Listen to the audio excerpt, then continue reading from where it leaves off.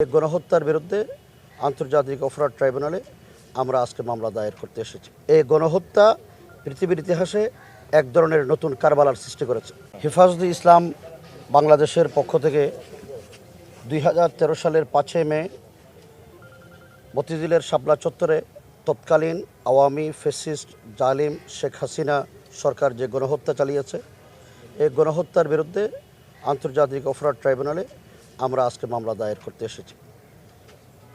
হেফাজতে ইসলাম এদেশের ধর্মীয় তৌহিদি জনতার আলেম ওলামাদের একটি অরাজনৈতিক বৃহৎ সংগঠন। আমরা 13 দফা ধর্মীয় দাবিকে সামনে রেখে শাপলা চত্বরে গণজমায়েত করেছিলাম। আমাদের এই গণজমায়েতে তৎকালীন এই ফ্যাসিস্ট আওয়ামী জালিম সরকার রাতের অন্ধকারে ইলেকট্রিসিটি বন্ধ করে দিয়ে এদেশের নিরীহ নিরস্ত্র সাধারণ নাগরিকদের উপরে আলেম হাফেজ মুহাদ্দিস মুফাসসির এবং প্রিয় নবী সাল্লাল্লাহু আলাইহি ওয়াসাল্লামের আশিকদের উপরে যেভাবে যৌথ বাহিনী মোতায়েন করে গণহত্যা চালিয়েছে, এই গণহত্যা পৃথিবীর ইতিহাসে এক ধরনের নতুন কারবালার সৃষ্টি করেছে। এই গণহত্যার বিরুদ্ধে আমরা তৎকালীন প্রধানমন্ত্রী সহ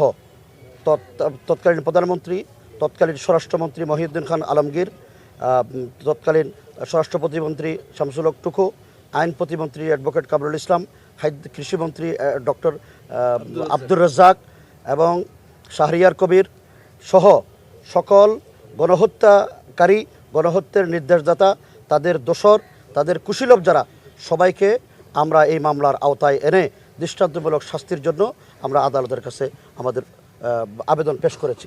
যা আমাদের এই মামলায় তৎকালীন যৌথ বাহিনীর বিশেষ করে বিজিবির প্রধান মেজর জেনারেল আজিজ আহমদ এবং র্যাবের প্রধান খন্দকার হাসান মাহমুদ, র্যাবের প্রধান ছিল তখন মুখলেসুর রহমান এবং পুলিশের প্রধান খন্দকার মাহমুদ, তৎকালীন ডিএমপি কমিশনার বেনজির আহমদ সহ আমরা যৌথ বাহিনীর যারা দায়িত্বশীল তাদের সবাইকে আসামি করা হয়েছে।